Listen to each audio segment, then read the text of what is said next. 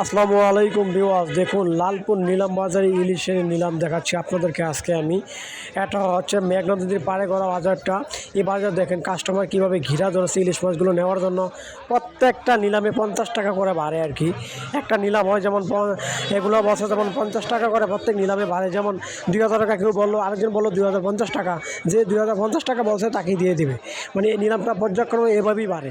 এই নিলামে দেখুন কত টাকা বিক্রি করা হয় একেবারে তাজা ফ্রেশ ইলিশ মাছগুলো।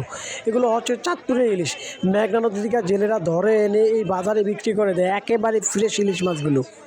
দেখুন আজকের ইলিশ মাছের নিলামটা কত হয়, কত টাকা বিক্রি করা হলো ইলিশ মাছগুলো দেখুন প্রিয় শ্রোতা ভাইরা।